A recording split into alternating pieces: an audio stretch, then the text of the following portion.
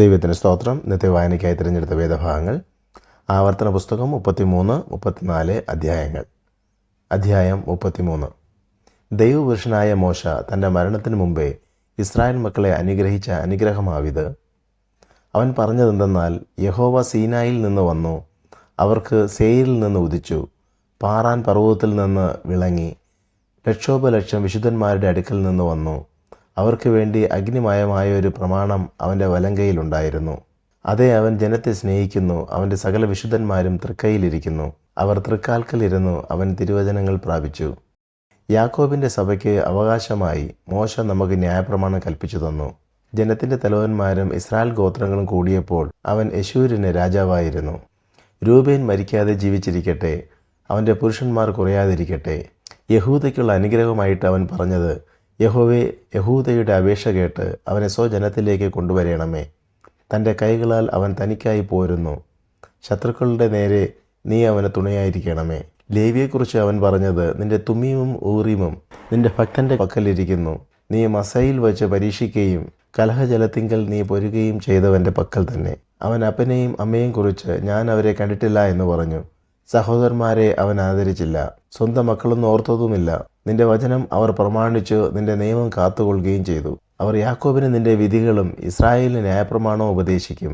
അവർ നിന്റെ സന്നിധിയിൽ സുഗന്ധധൂപവും യാഗപീഠത്തിന്മേൽ സർവാംഗ ഹോമവും അർപ്പിക്കും. യഹോവ അവൻ്റെ ധനത്തെ അനുഗ്രഹിക്കണമേ, അവൻ്റെ പ്രവൃത്തിയിൽ പ്രസാദിക്കണമേ. അവൻ്റെ എതിരികളും അവനെ ദോഷിക്കുന്നവരും എഴുന്നേൽക്കാതെ വണ്ണം അവരുടെ അരകളെ തകർത്ത് കളയണമേ. ബെന്യാമിനെക്കുറിച്ച് അവൻ പറഞ്ഞത്, അവൻ യഹോവയ്ക്ക് പ്രിയൻ, തൽസന്നിധിയിൽ നിർഭയം വസിക്കും. താൻ അവനെ എല്ലായ്പ്പോഴും മറച്ചുകൊള്ളുന്നു, അവൻ്റെ ഗിരികളുടെ മധ്യേ അധിവസിക്കുന്നു.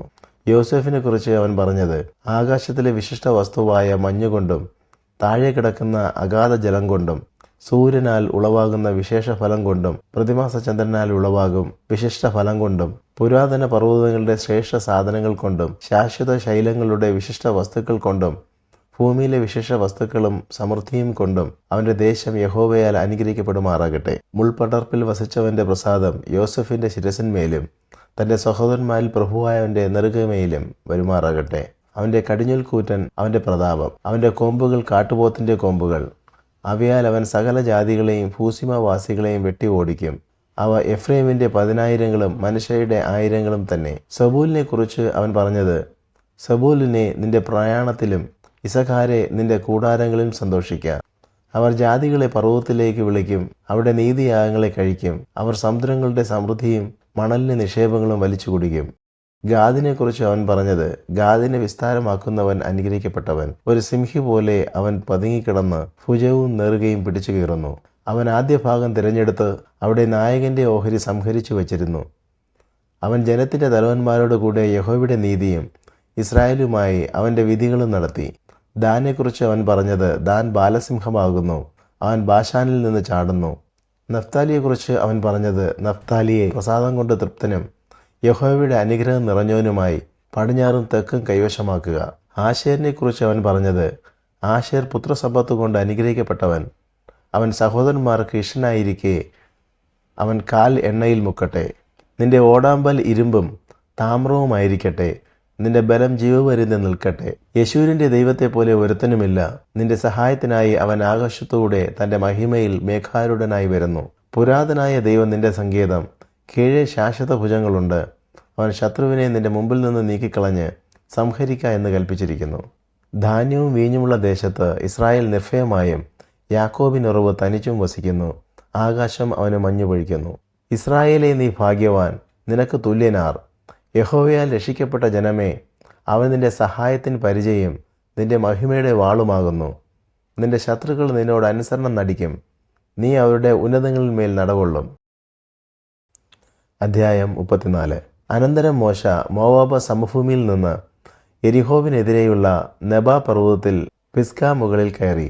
യഹോവ ദാൻ വരെ ഗിലെയാദ് ദേശമൊക്കെയും നഫ്താലി ദേശമൊക്കെയും എഫ്രൈമിൻ്റെയും മനശ്ശെയുടെ ദേശവും പടിഞ്ഞാറെ കടൽ വരെ യഹൂദാ ദേശവും ഒക്കെയും തെക്കേ ദേശവും ഈന്ത നഗരമായ യെരിഹോവിൻ്റെ താഴ്വീതി മുതൽ സോവാർ വരെയുള്ള സമഭൂമിയും അവനെ കാണിച്ചു. അബ്രഹാമിനോടും ഇസഹാക്കിനോടും യാക്കോബിനോടും ഞാൻ നിന്റെ സന്തതിക്ക് കൊടുക്കുമെന്ന് സത്യം ചെയ്ത ദേശം ഇതുതന്നെ. ഞാൻ അത് നിന്റെ കണ്ണിന് കാണിച്ചു തന്നു. എന്നാൽ നീ അവിടേക്ക് കടന്നു പോകുകയില്ല എന്ന് യഹോവ അവനോട് കൽപ്പിച്ചു. അങ്ങനെ യഹോവയുടെ ദാസനായ മോശ യഹോവയുടെ വചനപ്രകാരം അവിടെ മോവാബ് ദേശത്ത് വെച്ച് മരിച്ചു. അവനെ മോവാബ് ദേശത്ത് ബെത് പെയോരിനെതിരെയുള്ള താഴ്വരയിലടക്കി. എങ്കിലും ഇന്നുവരെയും അവൻ്റെ ശവക്കുഴിയുടെ സ്ഥലം ആരും അറിയുന്നില്ല. മോശ മരിക്കുമ്പോൾ അവന് 120 വയസ്സായിരുന്നു. അവൻ്റെ കണ്ണു മങ്ങാതെയും അവൻ്റെ ദേഹബലം ക്ഷയിക്കാതെയും ഇരുന്നു. ഇസ്രായേൽ മക്കൾ മോശയെക്കുറിച്ച് മോവാബ് സമഭൂമിയിൽ 30 ദിവസം കരഞ്ഞുകൊണ്ടിരുന്നു.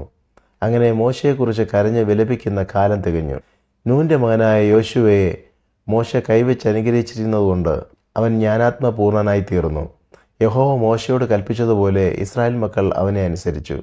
എന്നാൽ മിസ്രയീം ദേശത്ത് ഫറവോനോടും അവൻ്റെ സകല ഭൃത്യന്മാരോടും അവൻ്റെ സർവ്വദേശത്തോടും ചെയ്യുവാൻ യഹോവ മോശയെ നിയോഗിച്ചയച്ച സകല അത്ഭുതങ്ങളും ഭുജവീര്യവും എല്ലാ ഇസ്രായേലും കാണുകെ മോശ പ്രവർത്തിച്ച ഭയങ്കര കാര്യമൊക്കെയും വിചാരിച്ചാൽ യഹോവ അഭിമുഖമായി അറിഞ്ഞ മോശയെപ്പോലെ ഒരു പ്രവാചകൻ ഇസ്രായേലിൽ പിന്നെ ഉണ്ടായിട്ടില്ല.